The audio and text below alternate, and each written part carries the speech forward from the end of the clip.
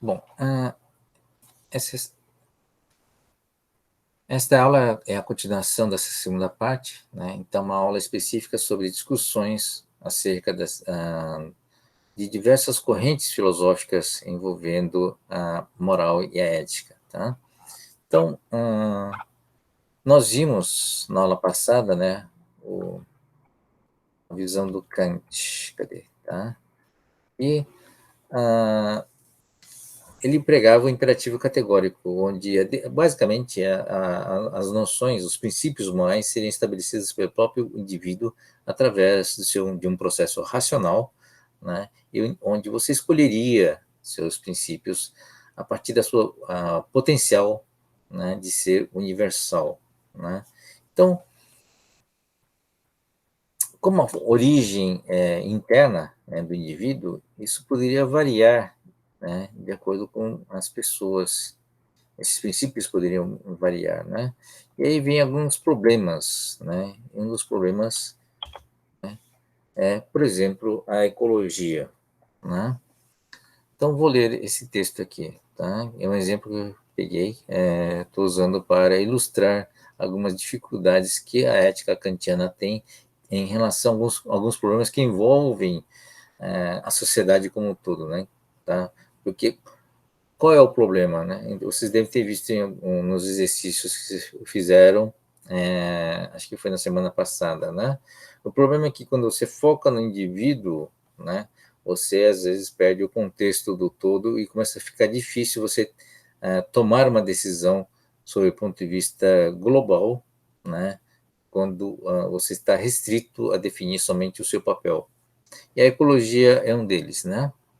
Então, medidas em relação ao aquecimento global e efeito estufa, né, são cada vez mais urgentes, pois podem ter consequências graves não só para gerações futuras, mas para nós próprios em um curto período de tempo, né? Apesar de ter uma pretensão universalista, né, que é a pretensão da ética kantiana, ele é uma ética individualista, ou seja, o indivíduo deve agir em conformidade com as regras que ele próprio dita para si mesmo, né? E que não precisam necessariamente estar em conformidade com as regras sociais. Tá? Ao lado disso, temos também a moral da sociedade capitalista, que incentiva o individualismo e a competição entre as pessoas, mais do que a solidariedade e a cooperação. Né? Tem alguns autores também, são parênteses, né? Que a sociedade capitalista também tem a questão para muitos mais danosa, que não é nem isso, né, essa questão de competição, mas a questão de consumo, o consumismo excessivo, né, que gera uma série de outros problemas, principalmente ecológicos, né. Bom, como resultado, no âmbito social, o indivíduo não tem mais controle sobre os efeitos intencionais e colaterais da sua própria ação, tá? Não só não tem, como também não se sente responsável por isso, tá? E isso é tão mais verdadeiro quanto mais complexa é a sociedade. Então a escala aumenta, né? E aí, para fazer para ter um benefício global, você precisa ter todos concordando, né, em tomar uma determinada atitude que é às vezes contra seu próprio interesse, né? Os países julgam que não estão fazendo nada de errado em perseguir metas de crescimento cada vez mais altas, né? Consumos mais altos, inclusive, né? Os cidadãos, por sua vez, não acham que estão fazendo nada de errado ao irem de carro para o trabalho ou em aumentar o seu padrão de consumo, produzindo mais lixo ao mês do que os seus avós produziam em um ano inteiro. Ninguém tem culpa, na verdade, né? Nesse enfoque, sob o ponto de vista da ética kantiana, né? Ninguém tem culpa individualmente e todos são culpados, né? Ao mesmo tempo, tá? É uma situação complicada. Então, como é que a ética kantiana lida ou tem condições de lidar com isso? Vamos lá, gente. Então, espaço para discussão. A gente tem uma visão, né? Que, claro, na época de Kant você tinha uma determinadas condições e questões globais como a ecologia, por exemplo, não era nem discutida ou questionada, né? Tá? Inclusive no nosso modelo que a gente fez da geração de riqueza e produção, riqueza e consumo da riqueza, né? Tá? Os aspectos ecológicos não estavam sendo abordados. Tá? Mas, certamente, quando você olha sob o ponto de vista sistêmico, né, alguma coisa está sendo consumida em termos globais, né, e está sendo gerado subprodutos desse processo de produção, né, que são um lixo, né, e aí a discussão do balanceamento, né, entre usar os recursos naturais, que em tese são gratuitas, né, tá, que nem entram muitas vezes na discussão do valor. Você não está pagando uma taxa pelo ar, por exemplo, para o ar que nós usamos para cheirar determinados produtos, né? Então, considera-se gratuito. Da mesma forma, até pouco tempo atrás, a água era uma coisa gratuita, né? Não a água tratada, mas o uso da água em si.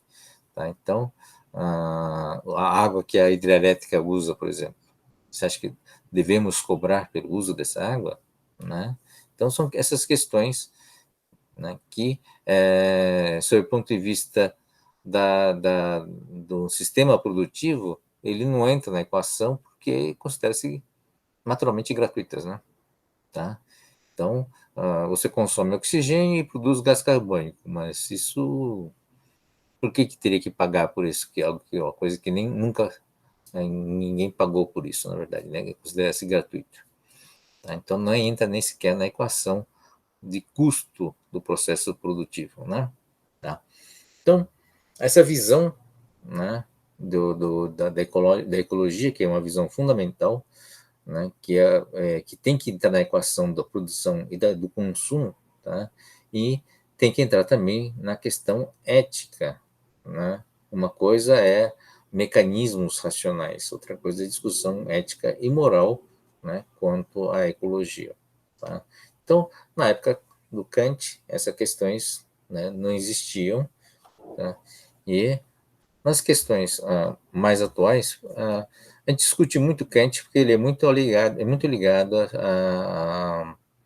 às ideias principais, né, que envolve o capitalismo, envolve a, a visão ocidental de maneira geral em relação à liberdade e à liberação, em relação ao livre arbítrio, né, ao individualismo em relação ao papel do Estado, tá? Então, como é que vamos avaliar isso, na verdade? Como é que você individualmente avalia essa questão kantiana e a questão ecológica? Tá bom? Essa questão que foi colocada aqui para discussão. Alguém quer começar uma discussão? Alguém tem um comentário? Eu acho que tem, sei lá, tem que ter bom senso. Tem que começar dos pressupostos, né? Às vezes, talvez não dá nem para aplicar, talvez, né? A ideia do Kant de individualismo. Tá, mas bom senso é uma palavra muito complicada, né? Teríamos que definir isso sobre vários princípios, né? Claro que você vive em sociedade, em inglês não é bom senso, né? A palavra talvez seja, em inglês talvez seja mais correta. Chama de common sense, né? Que é o senso comum, ou seja, é um senso onde todos acordam que aquilo seja correto, né? Tá? Então, common sense. Agora, será que as pessoas têm consciência ou são educados para ter o senso comum? Né? Quer dizer, você tem questões de pessoas que negam, inclusive, né, o próprio aquecimento global. Então, o senso comum é uma coisa já complicada por si só, né? Eu acho que tem a ver, sei lá, tem a ver aquela questão, né, de, sei lá, você vai gastar agora ou você vai guardar o dinheiro para gastar depois, né? Eu acho que essa questão do meio ambiente seria mais ou menos isso, né?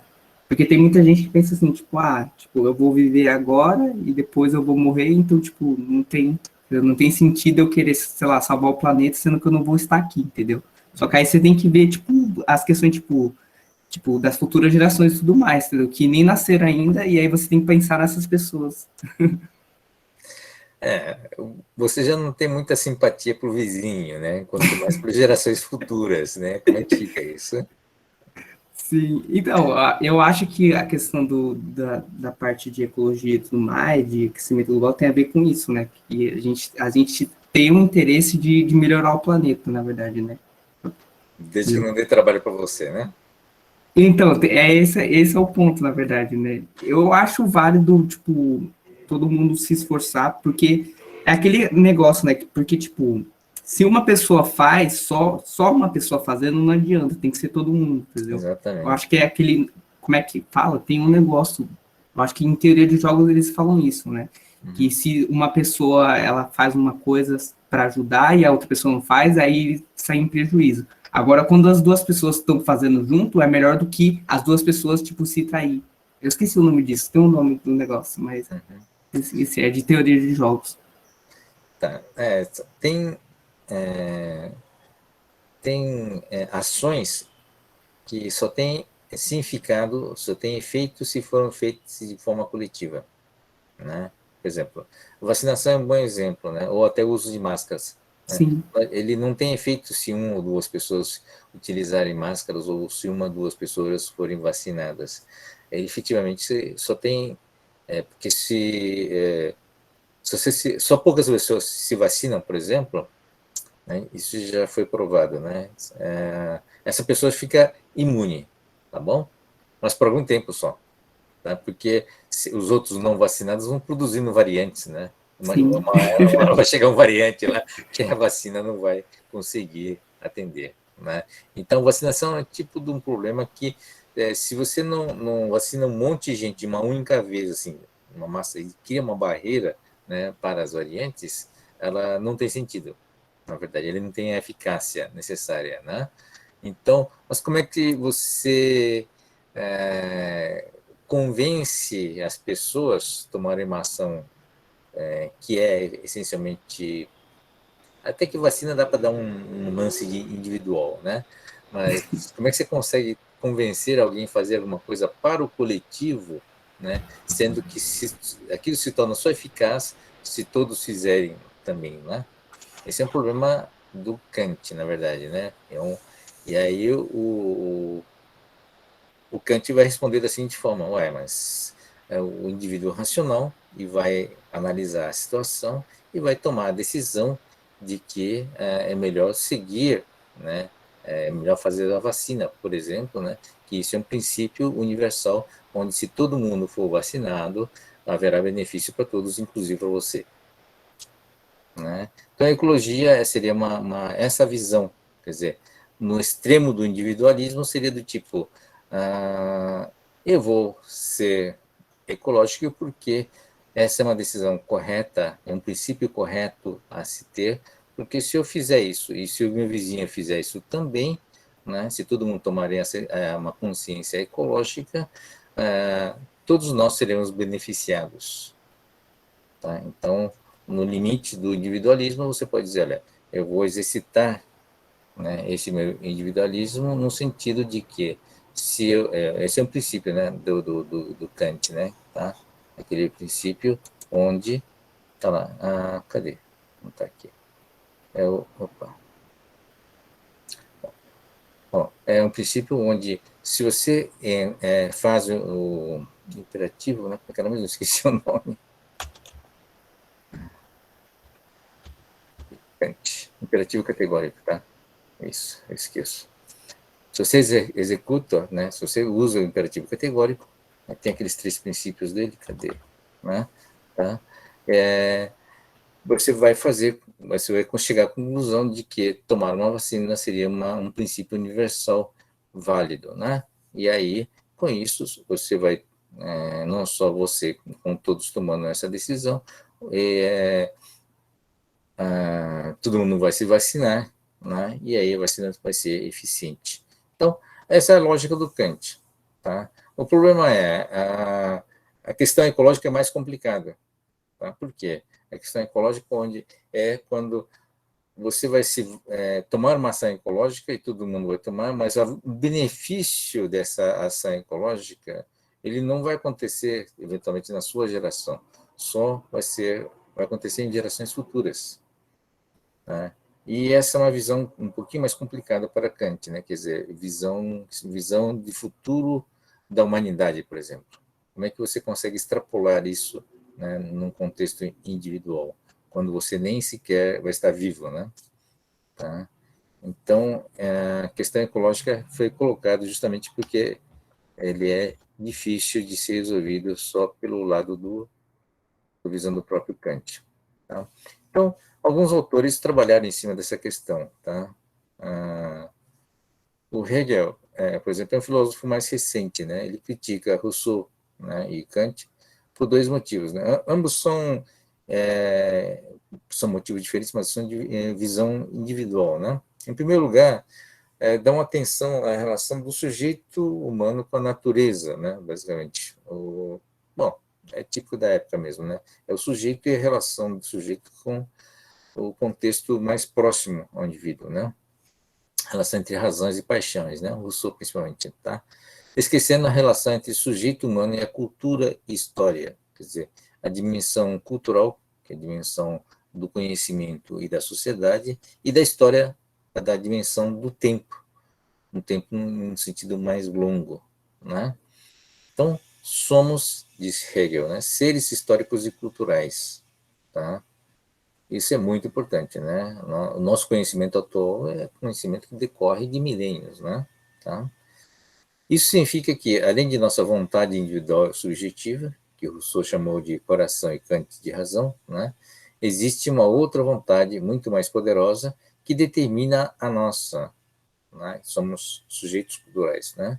Então, essa é que determina mais a nossa característica do que qualquer outra coisa, né? A vontade objetiva inscrita nas instituições ou na cultura de cada sociedade, em cada época da sua história, né? Que define os valores positivos e negativos, ou seja, o certo e errado, os atos permitidos e os proibidos para os seus membros, né? Conteúdo dos deveres do imperativo moral, tá? Então, o Hegel, ele põe as condições, né, tanto do Rousseau como também do Kant, né, num contexto não só individual, mas também num contexto muito mais amplo. Tá? Então, quando Kant busca o seu imperativo categórico, não pode olhar somente o indivíduo e o reflexo de suas ações no contexto limitado, né? E tem que olhar realmente uma dimensão muito maior, que é a dimensão da cultura e da história. Tá? Ou seja, você tem que ter muito mais conhecimento para tomar uma decisão correta. Então, essa é a visão do Hegel. Né? E tem uma outra visão da corresponsabilidade, tá? Que é do Hans Jonas, é um filósofo mais recente. Né? Propõe o conceito de corresponsabilidade como o mais apropriado para lidar com essa nova realidade envolvendo os elementos como ecologia, né? Que tem dimensões culturais mais amplas, globais, na verdade, né? E no histórico, dimensão histórica de tempo, né? Mais longa. Para Jonas, somos responsáveis não só pela situação presente, mas também pelas gerações futuras, ou situações futuras, né? Pois elas têm igual direito à vida, né? Isso implica que temos que tomar decisões coletivas que imponham limites à sociedade tecnológica que nós mesmos criamos, tá? Então, a nossa responsabilidade não seria somente para nós e os nossos pessoas que existem hoje, né? Tá? Então, Kant diz, olha, nós temos que tomar uma decisão de tal forma que ele seja tem que ter um princípio universal, onde esse princípio universal seja o melhor para você e também para os outros. E se os outros, né, aqui o imperativo da categoria diz, se os outros aplicarem esse mesmo princípio, né, que você está adotando, também isso deverá gerar, né, essa lei será melhor, na verdade. Quanto mais universal for, né, melhor será essa lei. Né? Então, esse é o princípio moral do Kant, né? Então, significa o seguinte, né? Que você não pode somente pensar na aplicar o imperativo somente em você e nos outros, né? Da sociedade. Você tem que também pensar, né, nessas leis para indivíduos que não existem ainda, né? Indivíduos futuros que virão mais à frente. tá? Ou seja, aumentou a dimensão, né, dessas leis, tá? Então, a ideia da responsabilidade e da corresponsabilidade, tá bom? Então, essa é uma das discussões importantes, tá? Sobre o que é o papel do Kant, né? E no contexto mais amplo que foge do indivíduo, né? Não só do indivíduo, da sociedade, como também da sociedade futura, tá bom? Então, é interessante, né? Isso implica que dá para continuar usando o Kant, né? Como na prática se usa, na verdade, né? Mas desde que você amplie, primeiro, né? Sua condição do Hegel, amplie o seu conhecimento cultural e histórico e amplie, né, os indivíduos, né? Que não são indivíduos que existem hoje, mas tem indivíduos que irão existir no futuro. Tá? Como você mesmo colocou, né? Tem que pensar nas gerações futuras, né? Ou seja, vai dar um trabalho danado, né? Tá? Em vez de pensar no indivíduo, por que não pensa que nem o nosso amigo que... Cadê esse aqui? Esqueci o nome. Discussão. Que é do Original Position. É o John Rawls, né? Ele falava. Se abstrai do indivíduo, né? E pensa numa coisa mais abstrata, né? Uma posição, né, onde você extrapõe, esquece, né, as raças, o gênero, o presente, passado e futuro, e vê numa situação absoluta quais seriam os princípios da justiça. Né? Isso é só para pessoas treinadas, né, para conseguir fazer isso. Certo? Então, são muito interessantes, né, essas questões. Tá? E aí, gente? Deu para consolidar um pouco? O que vocês acharam? É isso que você falou mesmo. Eu acho que, tipo, essa questão da ecologia é bem parecido com a questão da vacina, só que o que muda mais é a questão do tempo, né? Isso. Que influencia, tipo, muito. Tá? E também varia muito, por exemplo, tinha, sei lá, quando aconteceu a pandemia, tinha muita gente falando também, tipo, tipo, a gente vai ter que, é melhor trabalhar do que, tipo, né, também tem esse ponto também. Então, tipo, Isso. é uma questão também também é uma questão temporal também, né, que as pessoas colocam geralmente, entendeu? Até, tipo, quanto de esforço você vai colocar, entendeu? Até receber os benefícios, digamos assim, da sua ação, né? E aí, por exemplo, essa questão da ecologia mexe bastante, porque, tipo, provavelmente você não vai ver, né? E é isso, e não junta não só ecologia, sei lá, tipo, questão de racismo, por exemplo, né? Que é uma coisa que você vai ter que construir ali e provavelmente você não vai ver na sua geração, você vai ver só daqui, sei lá, tantos anos, né? Então, realmente é uma questão complicadinha. Sim. E tem questões econômicas, né? Da mesma forma que você citou, né? No começo da pandemia. Se você faz o lockdown, você tem um prejuízo econômico muito forte, né? E Sim. você tem que balancear o quanto de liberdade você vai dar para manter a economia funcionando e quantos mortos você vai suportar no fim disso, né? Tá? Ficou uma discussão bem ética, filosófica, bem forte, né? Da mesma forma, a questão ecológica tem impacto econômico, né? Se você não usa o petróleo que é mais barato hoje, você vai usar uma alternativa mais cara, né? Tá bom, você está investindo no futuro, mas e o prejuízo de hoje, né? Quem que vai ajudar a pagar esse prejuízo, né? Por não estar usando uma tecnologia, um combustível fóssil que é mais barato, tá? Então, volta realmente, né, no macro, no sistema produtivo, volta aquela discussão do valor, né, do valor, né, da pirâmide do Maslow, né, sobre o quanto custa, né, você atender a base da pirâmide, tá, para você poder trabalhar em níveis mais altos, né. Então, discutir filosofia é importante também, né? Porque aí você sabe quais são as dimensões que você tem que discutir. Tá bom, você está precisando discutir na base da pirâmide, né? Mas a base precisa ser tão grande assim para controlar o consumo, não? Não dá para adotar uma filosofia mais altruísta, né? É tipo o budismo, né? Viver com o mínimo necessário, tal, né? E se preocupar com o topo da pirâmide, né? Então, de repente, fazendo isso, você reduz a necessidade de consumo, né? Você tem um menos consumismo e você tem uma consciência mais coletiva, né? E individualmente você enriquece, digamos assim, né? Você está trabalhando não somente com a felicidade do nível mais alto da pirâmide, né? Enfim, conhecimento acho que é o elemento fundamental para você tomar uma decisão consciente, na verdade, né? O fato de vocês terem sendo exposto, né? A gente não vai impor nenhuma solução, nenhuma posição e nenhuma né, uma atitude. Não quero que você seja politicamente correto, nem ecologicamente correto, não é isso. Mas gostaríamos que você tomasse uma decisão consciente, né? Aquilo, você está tomando uma atitude anti-ecológica, né? Que saiba pelo menos que é anti-ecológica. Né? Isso aí todo mundo dá aula no Greenpeace. Já. Não é essa a intenção, tá? Mas que pelo menos tenha condições de analisar, acho que é o mais importante isso, né? É condições de analisar diversos pensamentos, né? Para você poder ter, né, sempre uma análise um pouquinho mais, uma decisão um pouquinho mais sólida, né? Ou se sentir mais confortável com as suas próprias decisões, tá?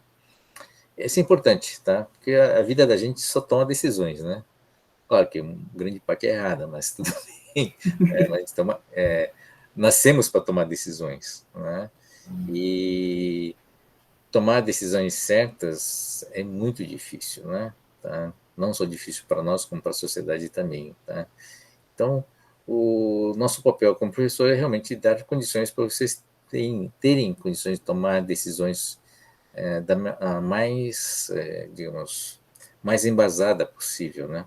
Talvez essa seja a questão, tá? E mesmo que vocês errem em algumas decisões, né? Pelo menos terão uma chance de acertar as futuras decisões, né? Se vocês entenderem o mecanismo pela qual essas decisões foram tomadas. Pelo menos é a nossa expectativa, tá? Mas conhecimento, de maneira geral, ela salva, né? Ajuda você a tomar decisões corretas ou bem calcadas, né? Bem justificadas, tá? Então, conhecimento é relevante por causa disso, tá? Não quer dizer que você não vai deixar de tomar decisões, você não vai ser capaz de tomar decisões erradas, né? Mas pelo menos tem a tendência, né, de errar menos, tomar decisões erradas menos, tá bom? Bom, voltando aqui na... Senhor, só Oi, mais um oi, ponto que eu estava pensando também. claro. Talvez a questão do Estado seja importante nessa questão da ecológica, talvez, sei lá, porque tem subsídio, né? Talvez se tivesse mais subsídio para ter, sei lá, coisa ecológica mesmo, tipo painel solar tal, porque, por exemplo, por enquanto a tecnologia é muito cara, né? Como a gente Uhum. estava falando. Então, sei lá, se tivesse subsídio, aí poderia, tipo, equilibrar com a questão do fato do petróleo ser mais barato, né? E aí ia começar essa mudança, tipo, gradual para poder, entendeu? Porque vai ser gradual, não acho que, tipo, vai acontecer, tipo, as pessoas vão alterar do nada, né? Tem que ser, assim como, tipo, a destruição, digamos assim, foi gradual, a recuperação também tem que ser um processo gradual também, entendeu? Eu acho que é por isso que os caras, tanto que, tipo, tem essas conversões aí do clima e tal, entendeu? Porque os países tentam todo mundo fazer, né? Porque é uma coisa que todo mundo tem que fazer, porque se um só fazer também não adianta, né? Não Por isso que adianta, tem não. essas convenções e tudo mais, né? Acho que é Eco 92, né, que teve no Uhum. Brasil, é Algo alguma coisa assim. assim. Sim. Ecologia é típico problema que não envolve somente o indivíduo, né? Não adianta nem você, nem o seu vizinho, e nem a sua cidade inteira, né? E nem o país inteiro. Você tem que entrar em acordo com... Porque o ar que respiramos vem de tudo quanto é lugar, né? Tá certo? Então, não adianta um país tomar uma atitude ecológica se você tem um resto do mundo, né? Não tomando a atitude correta. Tá? Então, por isso que envolve realmente um problema mundial, né, entre as nações. O papel do Estado, nesse caso, né, vem novamente aquela discussão. Inclusive, o próprio Kant ele não gostava do Estado, né? Tá? Então, o Nietzsche também, né, detestava o Estado. Mas o papel do Estado é um papel relevante, né? Já aqui, né, discussões externas, né? Você tem uma discussão qual o papel do Estado quando você começa a estabelecer a justiça, né, as ideias da justiça, tá? O contrato social é uma definição muito clara, né? Você tem dois elementos claramente definidos, né, que é o Estado, né? Já tem 1700, assim, já tem uma ideia do que é um Estado, né? Antes disso, não tinha uma ideia de Estado. O Estado era um conceito relativamente recente, que é o seguinte, é um órgão que exerce o poder, né, de uma forma única, né? Eu tenho o monopólio do poder, quando é o monopólio da violência que chama, né? Tá? Esse é o Estado, né? E a nação é separada. A nação na verdade, um conjunto de pessoas com uma mesma identidade cultural, algum elemento que mantém uma certa identidade única que chamamos de nação, cultural, histórico ou étnico, né? Alguma coisa desse tipo que faz com que defina uma nação. Tá? Nação e Estado são diferentes, né? E aí você pode juntar os dois. Normalmente você tem essa conjugação entre nação e Estado, né? Então, aqui no social, o contrato social, a discussão é entre indivíduo e a nação, né? No sentido que está falando, olha, tem monopólio da violência, ou seja, ele tem como impor uma autoridade. Tá? Então, existe um contrato entre esses dois. Qual é o contrato? Né? Uma série de contratos. Ele não entra no mérito da lógica. Tá? É diferente do original position, que veio depois, que impôs uma lógica nesse contrato social. Né? Você pode chamar isso de justiça, por exemplo. Né? Então, existe uma lógica por trás que é determinado pela original position, por exemplo. Né? Tá? Então, aí você tem uma discussão do papel do Estado e a força desse Estado para impor determinadas coisas para o bem comum, né? Pelo menos essa é a ideia, né, das leis. Daí que vem o direito do indivíduo, né? É um contrato social onde você tem uma série de regras que rege essa relação e dentro dessas regras está o direito dos indivíduos, tá? A Declaração de Direitos Humanos vem depois, né, da ONU, mas o próprio Rousseau, né, já dizia, né, que ganha alguns direitos civis, tá marcado aqui, né, em troca de abrir mão de determinadas liberdades individuais, né? Alguns autores chamam de direitos naturais. Então, existe um conflito entre os direitos naturais do indivíduo, né, e os direitos do Estado, né, tá, que está impondo, reduzindo esses direitos. Né? O resultado dessa somatória dessa relação é chamado de direitos, né, direitos civis, né, direitos civis ou direitos humanos. Tá? Então, é o direito natural reduzido, chama-se direito civil, mas um direito civil que é estabelecido em regras, né, pela justiça, e essas regras, né, são estabelecidas, né, em comum acordo, e formam o contrato social. Tá? Então, quando você tem um estado, um processo, por exemplo, né, de desequilíbrio, o papel da automação, por exemplo, né, você está automatizando uma série de coisas e está eliminando o trabalho, né, até aumentando o número de desempregados e aumentando o número de pessoas que não têm renda. Tá? Então, está na hora de negociar um novo contrato social. Né? Essa é uma outra visão de outros autores. Que novo contrato social? Ora, dentro dos direitos civis, você estabelece uma renda mínima. Você não tem trabalho, mas você tem uma renda mínima que é paga pelo Estado para você ter direito à alimentação, né, à moradia, ter um conjunto de bens, né, à base da pirâmide, por exemplo, né, satisfeito, tá, para que você possa, pelo menos, existir nesse contexto da sociedade. Tá? Isso passaria a ser, por exemplo, um dos papéis, né, dos direitos civis, do novo contrato social renegociado. Tá? Isso é fundamental, inclusive para o capitalismo. Tá? Você tem um mecanismo de produção e consumo, se você tem um mecanismo de consumo, produção extremamente bem equilibrado, bem elaborado e eficiente, que não precisa nem de ser humano, não precisa nem de pessoa para produzir, né? Você vai ter um desequilíbrio no lado de consumo, não vai ter gente para consumir, não vai ter gente com dinheiro suficiente para consumir. Quer dizer, o próprio papel do dinheiro, né, como acúmulo de trabalho, passa a não ter sentido.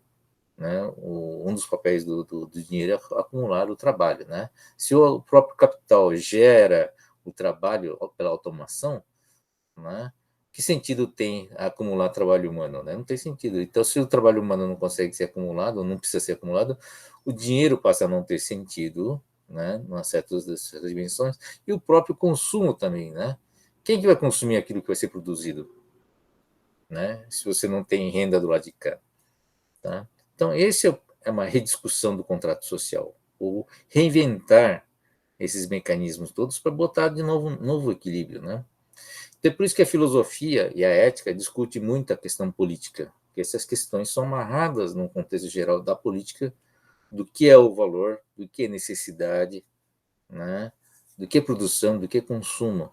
Nesse equilíbrio envolve toda a discussão, né?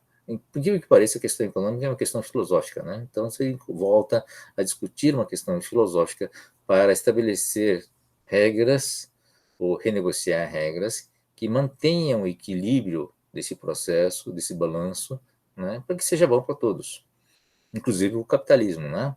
Tá? A capitalismo é apenas um dos mecanismos existentes, tá? Para balancear a produção e o consumo. Isso não tem a ver. Muita gente confunde capitalismo achando que capitalismo e comunismo, por exemplo, são distintos ou são conflitantes. Mas isso é muito primário, né? Muito primário. Mesmo que o capitalismo evoluiu, né? Ele não é mais o capitalismo do que é da época do Marx, por exemplo, né? E o Marx tem duas personalidades, né? Tem o Marx personagem cientista como economista e o Marx como político, né? Então, o Marx deixou de ser o Marx, mais conhecido como Marx comunismo por causa do desculpe político, porque ele defendia o comunismo, né? Mas o comunismo ele é uma posição política, não é uma posição econômica, enquanto que o capitalismo não é uma posição, quer dizer, é muito mais econômica do que política, né? Tá? Então, é por isso que existe um país como a China, né? Que adota uma política comunista e a economia capitalista. Não há conflito nisso, não tem nada de errado nisso. Tá? Aliás, os chineses foram brilhantes em descobrir isso, né? Tá? Que as duas coisas são compatíveis. Tá? Então é possível ter, porque na verdade não são antagônicas, né? Tá? Não existe uma política, uma estrutura poder política capitalista. Existe uma estrutura política democrática, né? Essa é uma definição política, tá? Mas capitalismo é vigência, tá no domínio da economia, né? Tá? Da mesma forma que não existe uma maneira capitalista de produzir carros e uma maneira comunista de produzir carros. Acho que só existe uma maneira de produzir carros, né? É produzir bem feito, né? Na verdade, de uma forma econômica, de uma forma eficiente, tá? Então não existe uma forma capitalista de produzir carros e uma forma comunista de produzir carros. Não sei se tem sentido isso, né? Essas frases. Então precisa tomar muito cuidado, precisa entender bem esses contextos para poder ter discussões razoáveis, né? Para poder discutir, pelo menos. Tá? Então, o contrato social ele é um conceito que existe independentemente de que tipo de política exista. Tá? Se a política é comunista, se é democrática, se é autoritária, se é monarquista, se é republicana, não importa. Existe um contrato entre um Estado, né, entre o Estado que tem o monopólio do poder e a sua população. Tá? Esse contrato social muitas vezes tem que ser renegociado, tanto numa questão de participação política, eventualmente, ou de participação econômica. Né? Tá? Então, balanceamento econômico, um balanço desigual é extremamente prejudicial ao capitalismo, né? Tá? Porque esse mecanismo de produção e consumo realmente depende de ter um consumidor. Tá? A produção existe porque você tem que tá tentando atender a pirâmide. Tá? Se não existe pessoas nessa pirâmide, não tem sentido ter uma produção. Tá? E do lado de cá colapsa, porque não tem para quem atender, né, a necessidade. E o ser humano é a fonte da necessidade. Tá? O robô não tem necessidade, o único que tem necessidade é o ser humano. Né? Tá? Então, é excelente meio de se discutir. Tá? Do lado do consumo também é uma coisa tão importante quanto, não sei se vocês sabem, né? Muitas economias protegem o seu mercado. Né? Você já ouviu falar de proteção de mercado? Impõe barreiras para evitar que produtos de fora entrem no país ou tenham uma taxação. E aquilo, para muitos países, o seu mercado é um patrimônio importante. A China faz isso, né? A China usa o seu mercado de consumidor como sendo um patrimônio, né? Como sendo um bem, tá? Porque você tem 1 bilhão e poucos de habitantes, né? E às vezes você tem um bom poder de compra lá dentro, e aquilo atrai muitas empresas. Tem um monte de gente querendo vender, não é isso? Então, e nada impede que o Estado chinês use esse poder de compra, né, como sendo um patrimônio a ser negociado, como sendo um bem a ser negociado. Tá? De fato, é isso. Agora, se você pega uma automação e reduz esse mercado consumidor, faz eliminar esse mercado de consumo consumidor, por ele tirar a renda dessa turma, né, tirar o poder de compra, tá? Isso é prejudicial a todos, né? Tanto para o que produz como também para os que vão depender disso para viver, né? Tá? Então, não é nada estranho você ter um contrato social onde você pode ter, né, o Estado retirando de determinados setores da economia e redirecionando para uma massa poder consumir. Tá? É uma lógica perfeitamente natural e perfeitamente que tem sentido, inclusive, sob o ponto de vista capitalista. Tá? Você criar artificialmente um mercado consumidor, né, fortalecer o mercado consumidor e usar isso para poder dinamizar o lado de produção, por exemplo. Tá? Então, enxergar isso como um mecanismo, né, interligado é uma coisa muito complicada, mas é uma coisa necessária para tentar, né, entendermos todos esses elementos envolvidos aqui nessa discussão. A filosofia e a parte moral e ética, né, ele é o topo da discussão de toda a base que está, né, para baixo, que envolve a economia, envolve a política, né? Tá? Então é por isso que os filósofos, já na época dos gregos, já falavam que a discussão da ética, né, é primária, né, para a política e para a economia. Na época não existia o conceito de economia, mas era uma primária para, o Aristóteles já dizia, né, é fundamental, né, para a política, tá bom?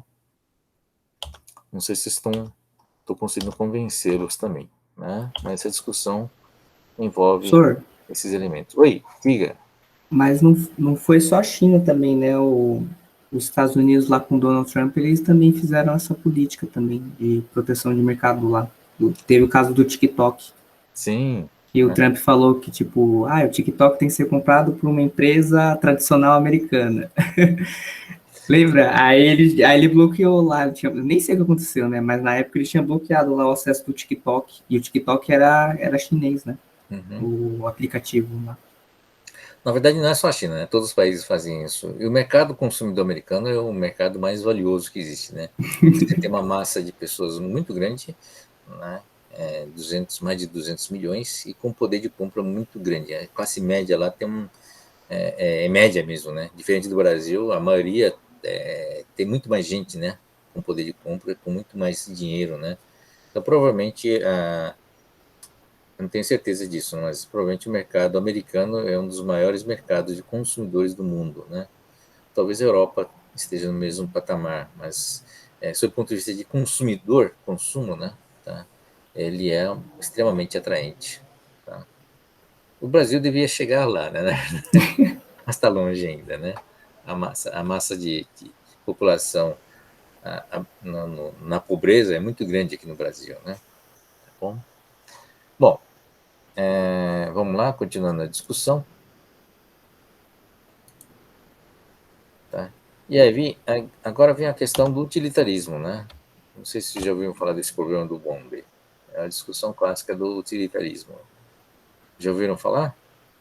O trolley, né? Já.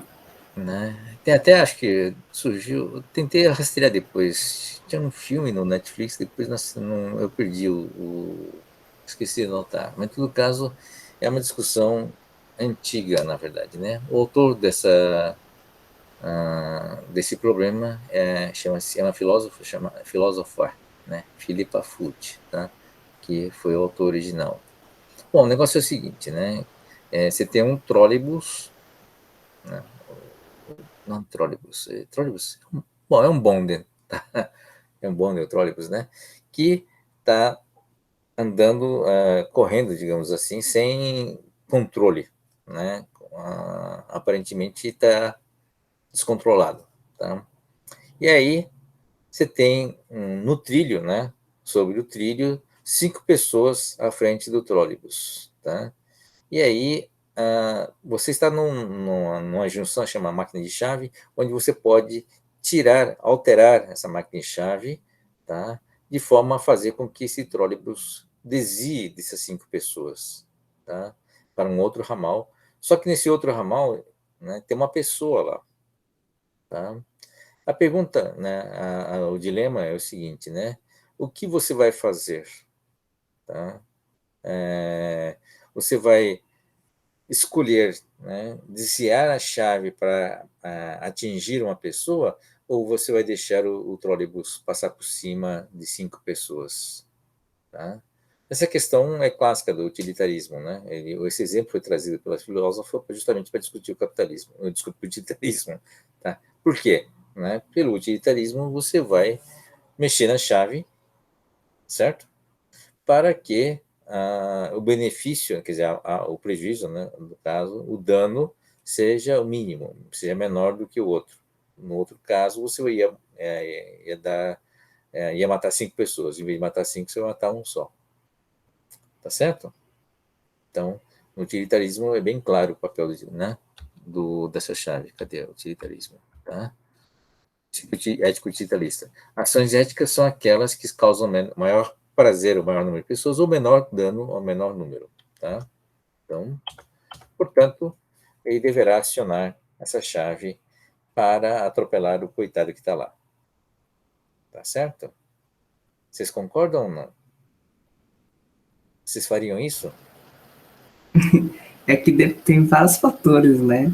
Bom, sei lá, por exemplo, tem gente que faz assim, tipo, digamos que, sei lá, fosse a sua família, entendeu?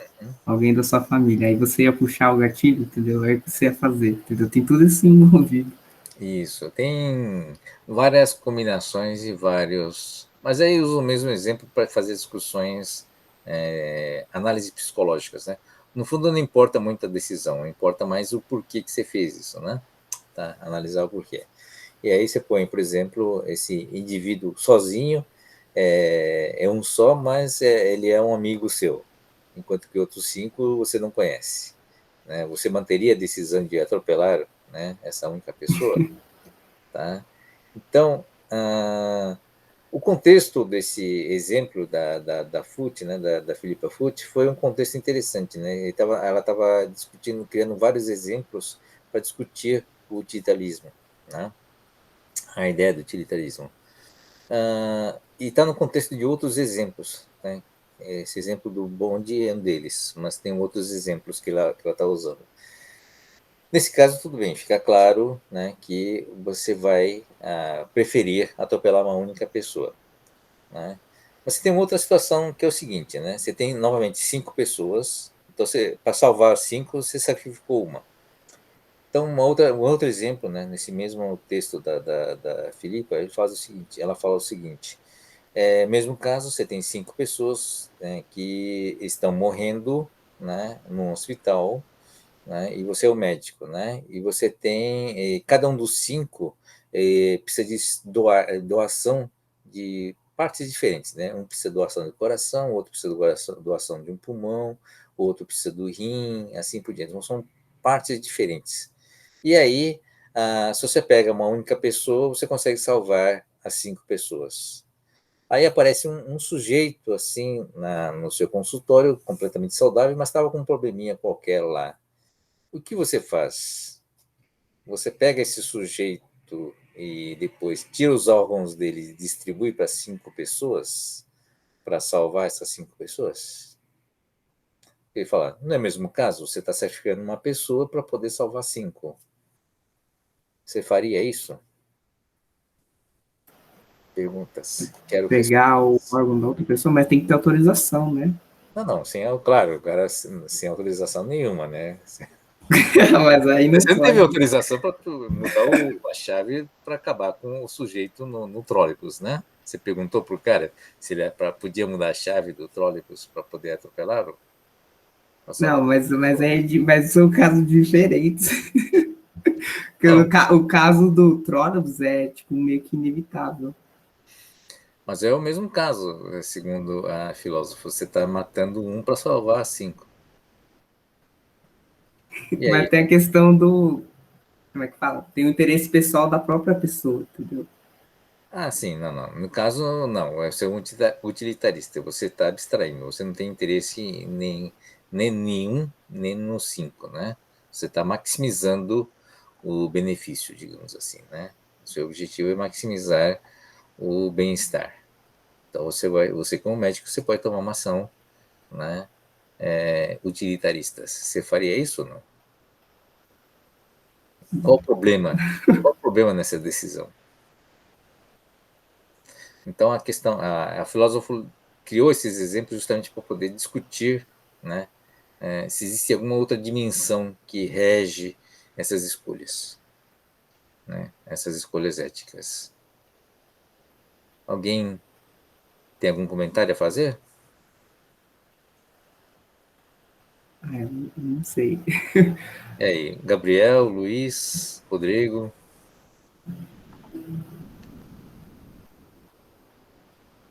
Tem uns que é até pior, tem alguns, por exemplo, eu já vi também questão de aborto também, que eles fazem também, né? E Uhum. de eutanásia. Aí eles colocam uns exemplos mais complicados ainda. E agora tem também alguns exemplos de ética também, tipo, sei lá, com manipulação genética também, que as pessoas colocam. Sim, a tecnologia avança e um dos motivos, né, dessa disciplina ser, no fundo, antes essa disciplina não tinha esse foco tão forte na filosofia, né? Trabalhava um pouquinho mais exemplos práticos, né, e não entrava nas discussões. O problema é que a tecnologia está evoluindo muito, né, e estão surgindo cada vez mais questões filosóficas, questões étnicas, né, éticas, na verdade, mais difíceis de ser respondidas, né? Então, não só na biologia, mas na própria computação. A gente vai dar esses exemplos mais tarde, tá?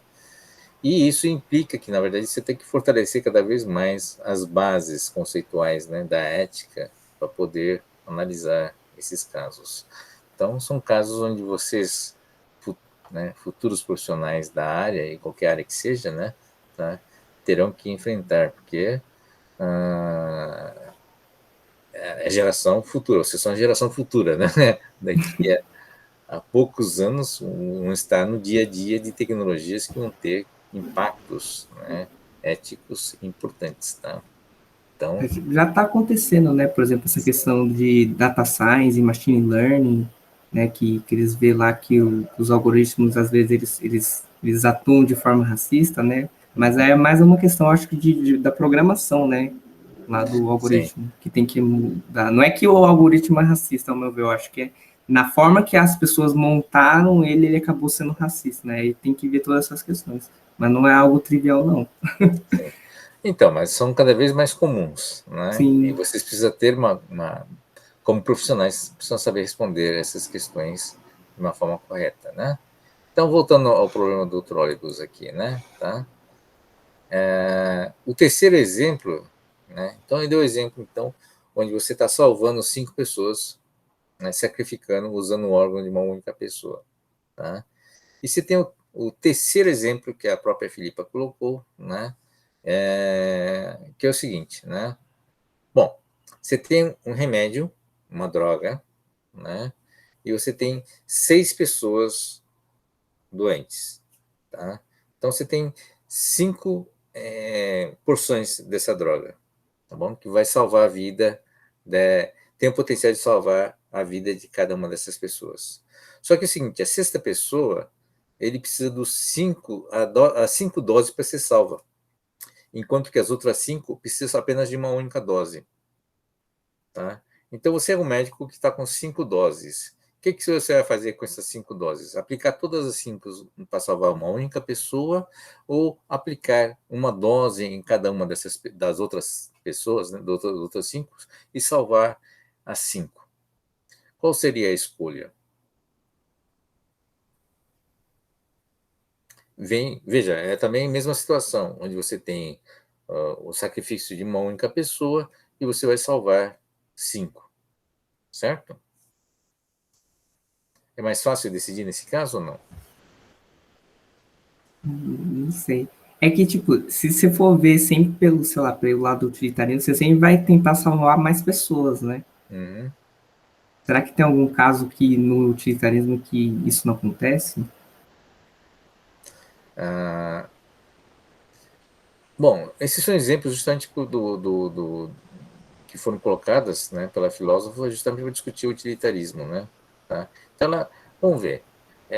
Nesse primeiro caso do trólebus, tudo bem, você vai chavear para matar uma pessoa, mas vai salvar 5.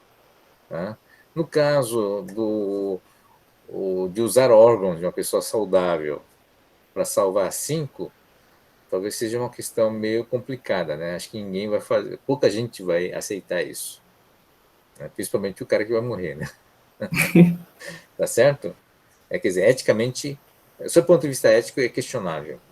Enquanto né, você mexer na chave para salvar uma pessoa, para salvar 5, não vai ser muito questionado eticamente. Esse segundo caso vai ter questões éticas e legais, né, inclusive, tá? Você matar Sim. alguém para você salvar 5. E no último caso, onde você vai pegar a droga, administrar em 5 pessoas, em vez de ser uma única 5 doses em cima de uma pessoa, vai matar uma pessoa, mas vai salvar 5. Eu acho que também vai justificar, né? Você concorda? Não, vocês concordam, né? Tá? Então, utilitarismo, mas o que faz diferenciar esses casos todos? Né? Aí a filósofa, a Futo, né, descreveu esses exemplos, 3 exemplos, né, como sendo exemplos, né, tem uma camada acima, né, do discussão do dano e da ajuda, tá, do utilitarismo. Tá? O utilitarismo fala em maximizar o benefício, mas reduzindo os danos, né? Então, é o exemplo que ela deu, e foi um exemplo muito importante. Tá? No primeiro caso do trem, do trólebus, tá?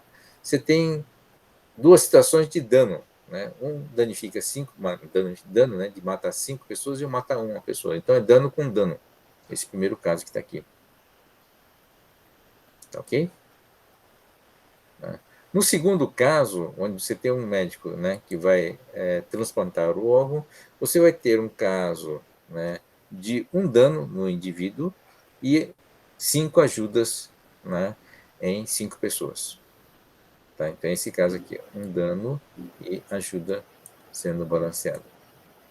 E no último caso da droga, né, você vai estar escolhendo a quem ajudar, na verdade, né? Ou ajuda 5, ou ajuda uma pessoa. É o caso de ajuda e ajuda. Tá? Então, ela fez a seguinte conclusão. Né? Quando você tem dano e dano, você tenta minimizar o dano. Quando você tem ajuda e ajuda, você tenta maximizar a ajuda. Tá certo? Deu para perceber a diferença? E no caso do dano e da ajuda, a prioridade vai ser sempre do reduzir o dano, ou seja, você não vai danificar alguém, né, para salvar 5. Tá? Inclusive, entra um processo do Kant, que diz o seguinte, né, que você não pode usar o indivíduo como meio, né, para uma ação ética. Ou seja, você não pode usar o indivíduo para cometer uma ação ética. Tá? Então, o utilitarismo também seria o mesmo caso. Quer dizer, é um caso onde o balanço, né, da discussão utilitarismo não serve, né, e aí entraria outras questões, né, para resolver isso.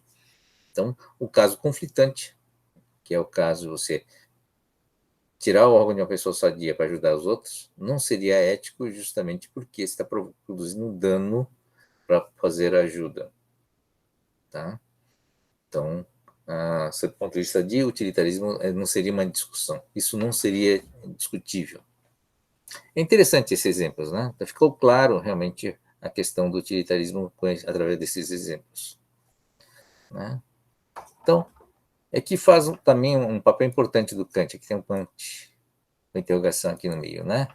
O que o Kant ia fazer, né, no caso da chave. O que vocês acham? No primeiro caso. Como é que é a pergunta, professor? Não peguei. Tá vindo o bonde, né? Tá? O utilitarismo é claro, né? O cara vai mexer na chave para salvar 5 pessoas, mas matar uma pessoa. Se fosse o Kant em cima dessa chave, que decisão ele tomaria? Ah, tá.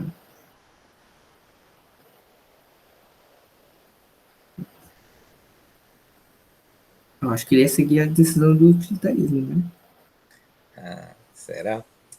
Bom, o, o Kant é movido a partir de interesse, de princípios, né? Tá? Então, ele sabe que por princípio, né, que ele mesmo estabeleceu, né, através de um princípio universal, não é ético você matar alguém. Tá? Simplesmente não é ético matar alguém. Então, vários autores analisam essa questão dizendo, olha, provavelmente o Kant não ia mexer na chave, tá? Porque se ele tocar na chave, ele assume a responsabilidade de ter matado alguém. Não importa se é 5, 1 ou 10, né? Tá?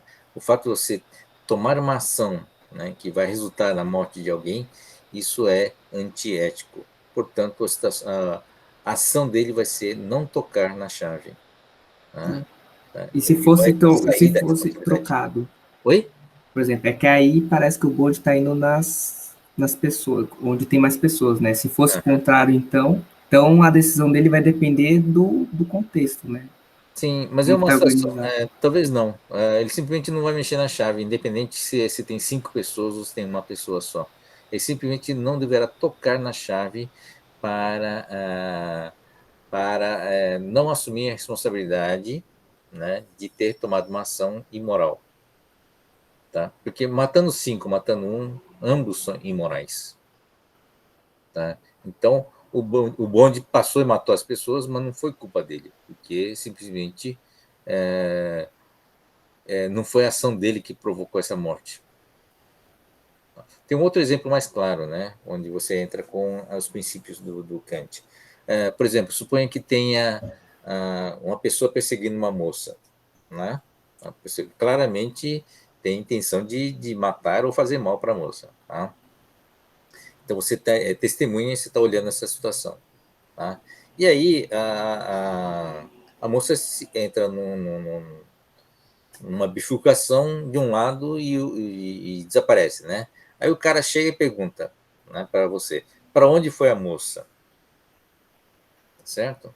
Então, o que um utilitarista responderia? Certamente, né, para minimizar o dano, certamente ia indicar, né, outro caminho que a moça não tomou. Tá certo? Qual a resposta do Kant, no caso? Né? O Kant, como ele sabe que é imoral, antiético, você mentir, né? Provavelmente vai dizer, olha, a moça foi para lá, quer dizer, vai dizer a verdade, mesmo sabendo que aquilo pode provocar um dano na moça. Tá? Por quê? Porque segue seus princípios. É imoral mentir. Tá? Então vale a Só- mesma coisa aqui no caso do bonde, né? Ele não vai tomar uma ação porque é imoral matar alguém. Então o bonde matou porque tinha que matar, mas não foi por causa dele. Tá tá. certo? E se ele tivesse na trilha do bonde No trilho do bonde, e, e ele tivesse a possibilidade de mexer na alavanca? não, Aí poderia ter um caso que ele ia se matar, então? não, provavelmente suicídio ele vai achar que o suicídio seria imoral, né? Uma ação imoral perante Kant, tá? Porque o ser humano tem uma função, né, de ser uma contribuição, gerar uma contribuição para a sociedade e não gerar um prejuízo, né? Você vai sujar o bonde, por exemplo, né? Então você não tem, você tem a obrigação ética de não provocar, gerar prejuízos, né, para a sociedade. Então ele ou desvia ou teria que sair, né, da frente do bonde. É, mas no caso tivesse, digamos que ele tivesse amarrado lá, que nem o pessoal que tá, entendeu? Aí Aí ele seria poder mais desviar, difícil.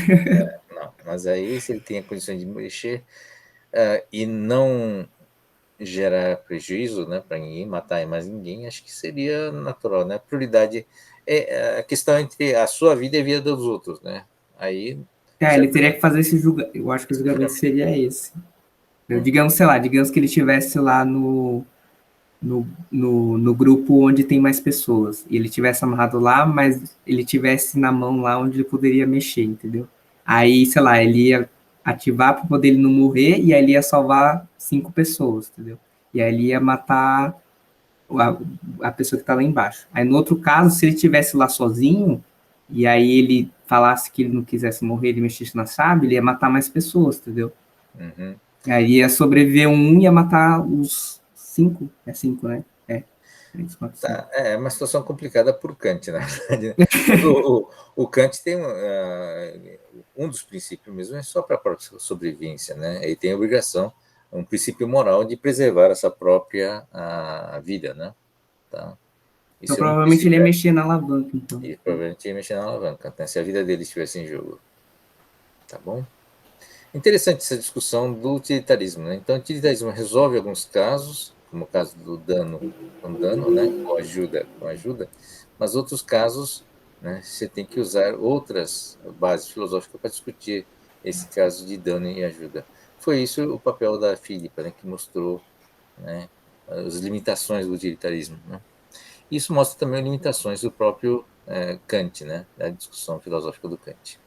No utilitarismo, a pessoa também ia proteger a própria vida, ou ela sempre tem que pensar no total, assim? Sempre pensar no total, mas na sua própria vida, acho que sim, faz parte do utilitarismo pensar, né, é, em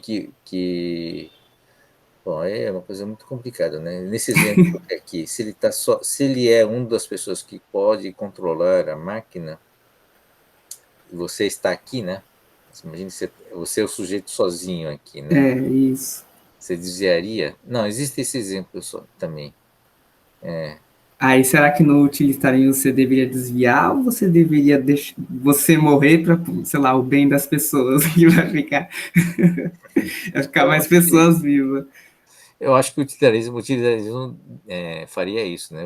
E faria com que salvaria o máximo de pessoas, né? Em prejuízo de si mesmo, né? Tem essa questão do prejuízo seu ou prejuízo das pessoas, né? Uhum, tá certo. Então tem umas variantes, né? Algumas variantes eu conheço, outras não. Tem a variante do homem gordo, né? Tá? Que foi aplicado no caso do Bundy. Foi uma outra filósofa que discutiu essa questão, né?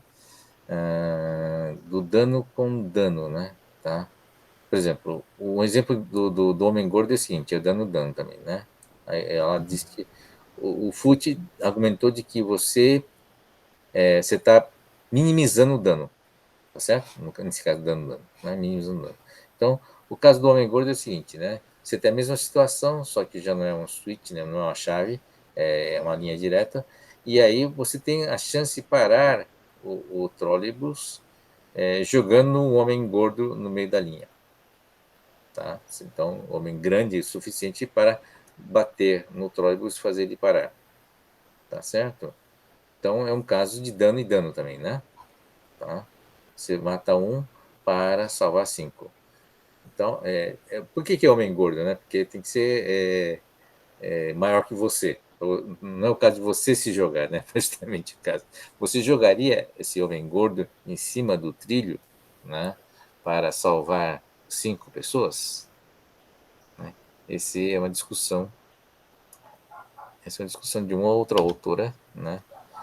Thompson, é uma filósofa também, né, que deu esse exemplo. Então, para contradizer o Foote, né?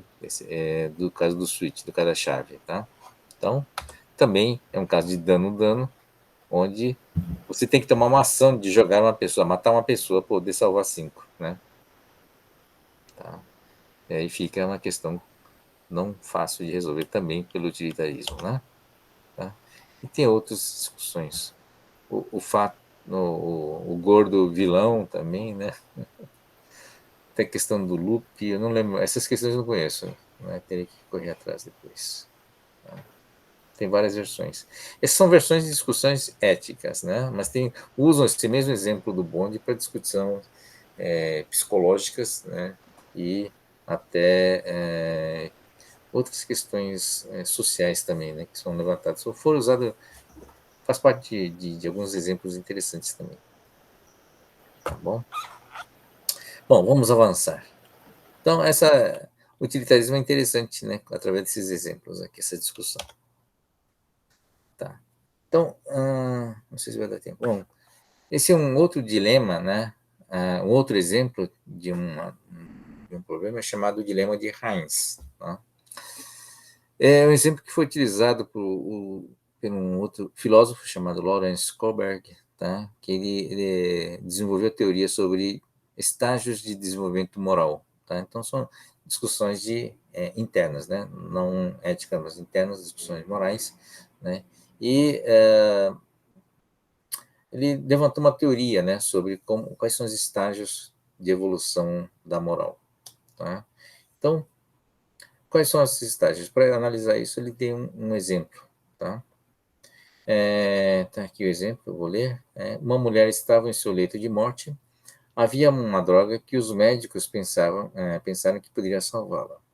Era uma forma de radiação, é um remédio que gera uma radiação, que um farmacêutico da mesma cidade havia descoberto recentemente. A produção da droga era cara, mas o farmacêutico cobrava 10 vezes o que a droga custava para ser produzida. Ele pagou $200 pela radiação e cobrava $2.000 por uma pequena dose da droga. O marido da mulher doente, Heinz, procurou todo mundo que ele conhecia para pedir dinheiro, mas ele só conseguiu juntar cerca de $1.000, que é metade do preço da droga.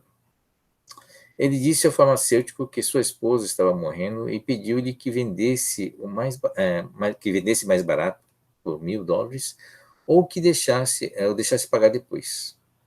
Né?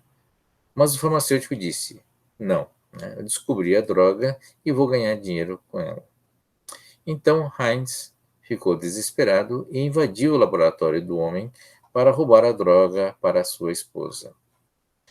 A Heinz deveria ter invadido o laboratório para roubar a droga para sua esposa? Essa é a pergunta, né? Tá? Por quê e por que não? Tá? Então, eu gostaria que vocês respondessem essa questão e, mais importante, justificassem o porquê, né, dessa resposta. Tá bom? Vocês poderiam pensar? 1 minuto é o suficiente? Não precisa depois passar para mim, tá? Eu gostaria que vocês só anotassem a resposta, né? E anotassem para vocês mesmos a justificativa. O que vocês justificariam, o que vocês colocariam como justificativa, né? Para esta sua resposta.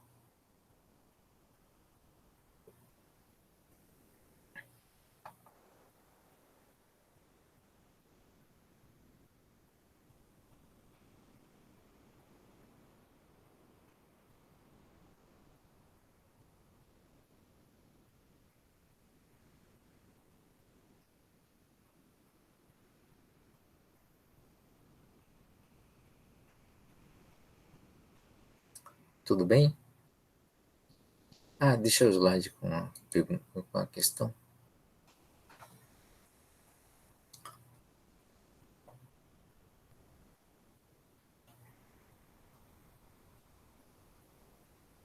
Vocês roubariam a droga ou não? Né? O mais importante, por que vocês roubariam? Qual seria a justificativa para você roubar ou justificativa para não roubar? Professor, enquanto você estava lendo o slide, o meu pensamento emocional foi de roubar, né? Sem parar para justificar.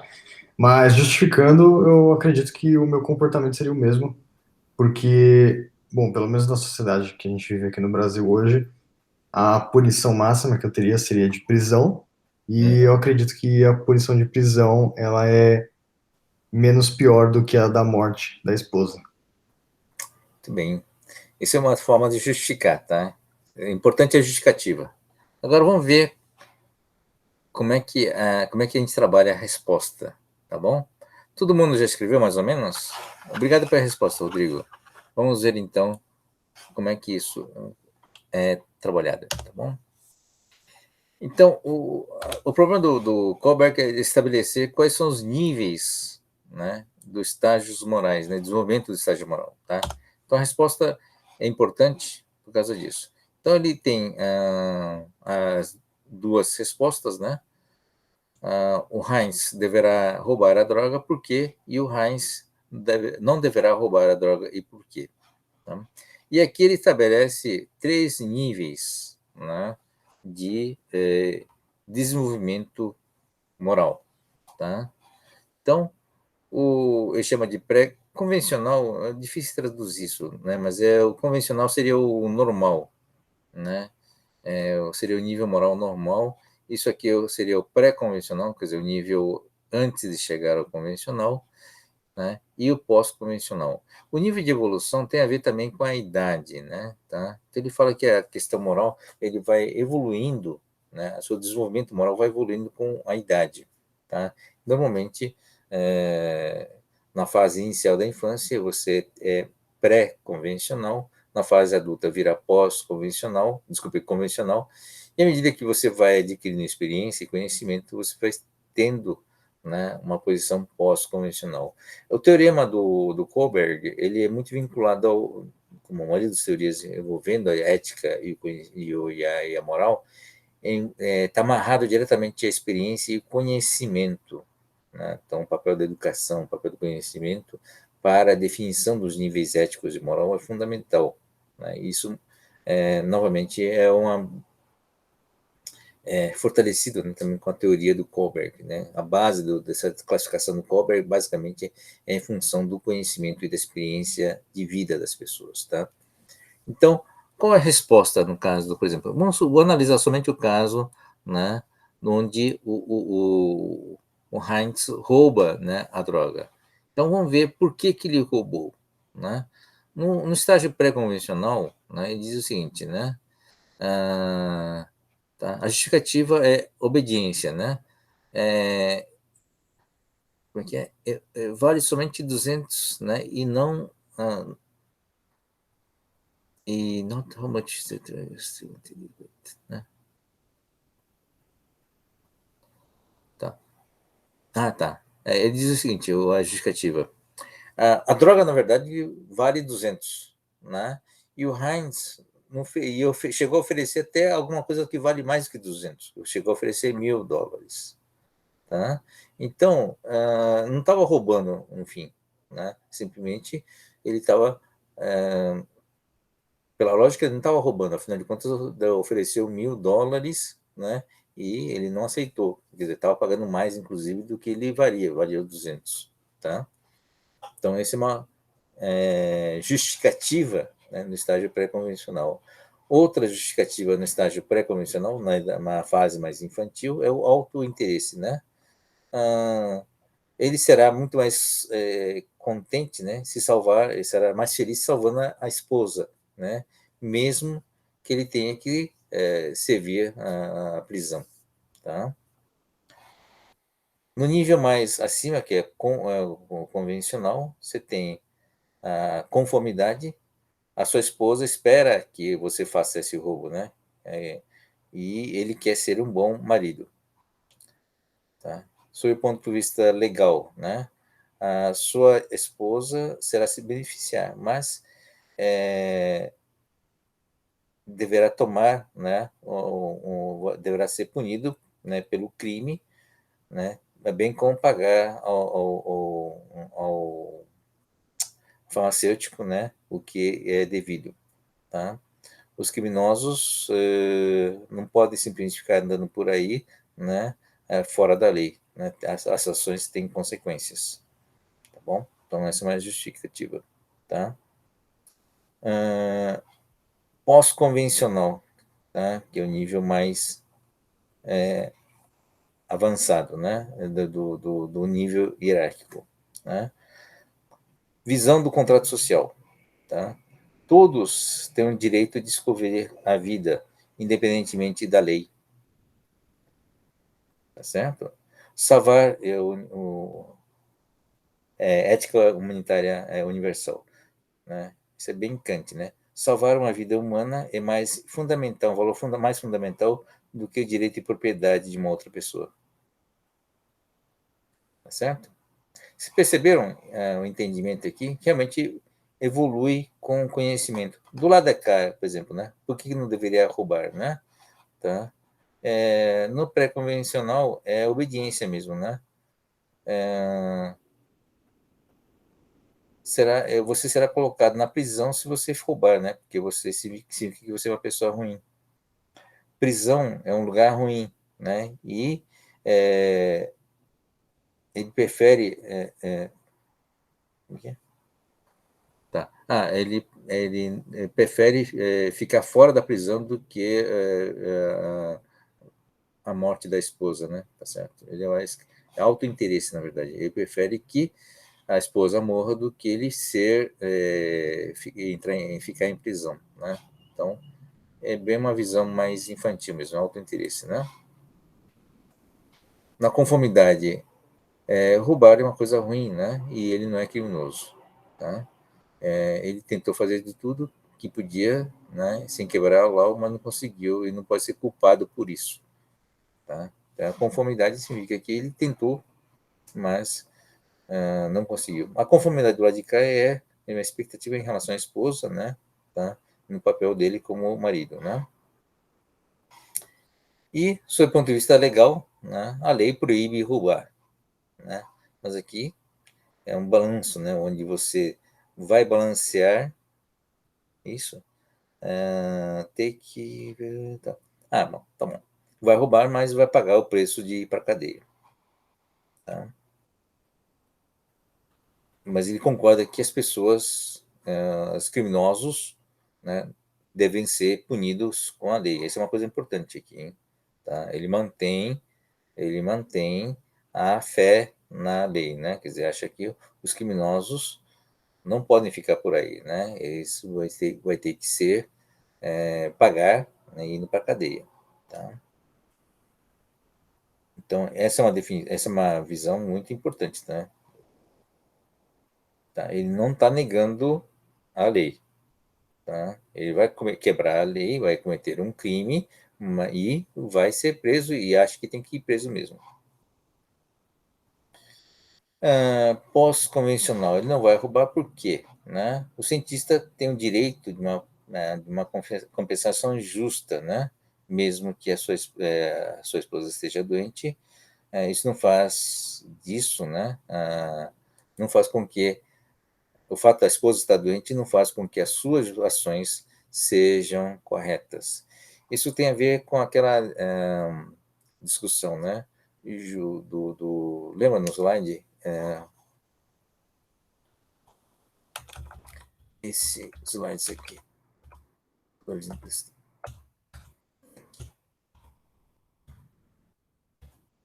Aqui, juízo de fato e juízo de valor, né? Então, você tem o fato que é a esposa doente, isso não justifica, né, o juízo de valor, tá? Você não consegue justificar, né, defender derivar a afirmação ética, né, a partir do argumento factual, tá?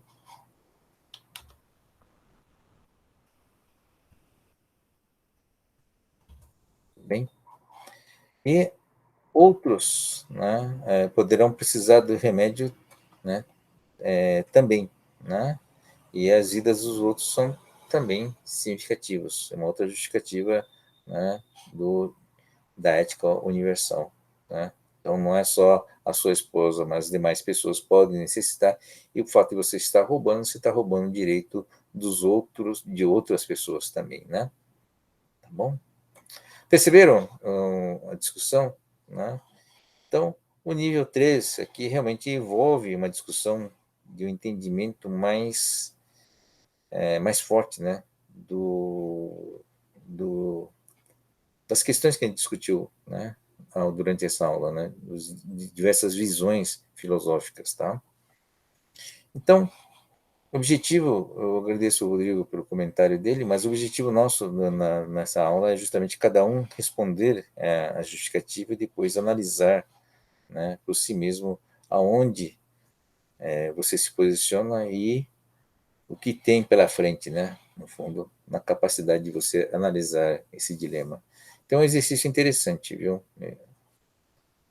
E é um ponto, na verdade é um teorema, né, o do Kohlberg, tá? Fazer essa avaliação, tá bom? É isso, gente, eu estou estourando o tempo, não sei se vocês... Oh, deixa eu só desligar aqui. Espero que tenha gostado da aula, né? E